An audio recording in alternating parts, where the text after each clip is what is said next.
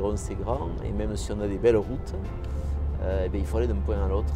Moi j'ai toujours dit dans tous les mandats que j'ai eus qu'il faut que chaque seconde soit utile.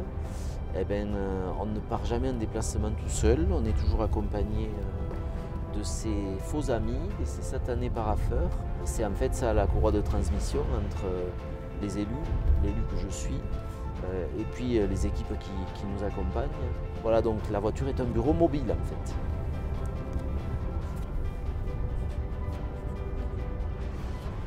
Une année c'est court, mais c'est aussi finalement assez long. Et moi je me rends compte en regardant dans ce rétroviseur de l'année écoulée que on a été rapide dans l'écriture du projet départemental, on s'est très vite mis en action pour le déployer, mais on a surtout réussi un des paris qui était essentiel pour moi, c'est celui de la proximité et du maintien de ce lien essentiel avec les Aveyronnais, avec chaque Aveyronnais sur son territoire, où qu'il vive, où qu'il soit. Moi j'y accorde une importance toute particulière parce que je crois que l'élu local, il doit cette accessibilité, cette disponibilité à ses concitoyens. C'est de là qu'il tire sa légitimité et c'est de là aussi que tout simplement il conçoit les actions publiques qu'il faut qu'il mette en œuvre au service de ceux qui l'ont élu. Par-delà les obligations qui pèsent sur un élu, qui pèsent sur un président de département, qui sont nombreuses, avec un agenda très chargé, je me fixe pour objectif chaque semaine de faire au moins 2 sorties dans le département à la rencontre d'acteurs d'un territoire pour aller échanger sur leurs attentes, leurs enjeux, leurs projets, ce qui leur tient à cœur. Alors ça a 2 vertus. La première, c'est que l'accompagnement du département à ces dossiers-là, elle est beaucoup mieux calibrée une fois qu'on a vu sur place et sur pièce, parce que ce n'est pas du tout la même appréhension que lorsqu'on voit un dossier. Et la deuxième vertu, c'est que chaque expérience qui est vécue, et elles sont très différentes finalement, selon qu'on est dans une ville, dans une toute petite commune, auprès d'une entreprise qui a déjà une taille intermédiaire, ou bien d'un acteur qui travaille à son compte tout seul, auprès d'une association qui a beaucoup de moyens, ou bien de bénévoles qui sont parfois un peu avec un sentiment d'isolement.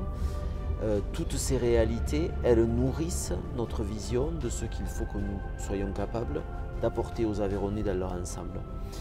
Et du coup, le projet départemental n'arrête pas de s'enrichir et de s'affiner et de coller de plus en plus et de mieux en mieux aux attentes de nos concitoyens.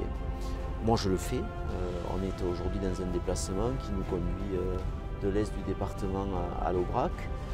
Et puis tous mes collègues, parce qu'on est aussi une équipe, tous mes collègues du département. Je voudrais dire aussi qu'on est dans un moment singulier et ça crée de l'inquiétude, ça crée un marasme.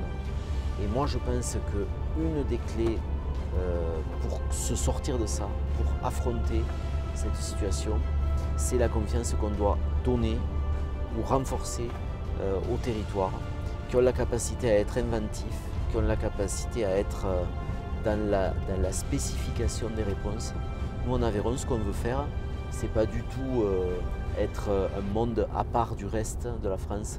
On veut au contraire contribuer à l'effort national pour que les politiques publiques apportent des infrastructures qui correspondent aux besoins des gens, des services dont ils nourrissent chaque jour leur vie quotidienne, et puis évidemment de la modernité dans un département comme le nôtre. Si on continue de faire ce qu'on a fait pendant toute cette année, c'est-à-dire expérimenter, essayer des voies nouvelles, et puis aussi se différencier, le faire par rapport au reste du pays, le faire aussi pour chacun des territoires qui composent l'Aveyron, parce que l'Aveyron est tellement immense qu'on ne peut pas avoir exactement la même action à Villefranche-de-Rouergue et à Coubizou. Et donc on a besoin de cette capacité d'être force de proposition. On ne peut travailler ensemble que si on se connaît, si on se parle, si on se comprend. Moi je n'ai pas compté, peut-être qu'on aurait pu le faire, le nombre de sorties de ce type qu'on a pu accomplir sur l'année, la première année de mandat départemental, mais elles sont très nombreuses.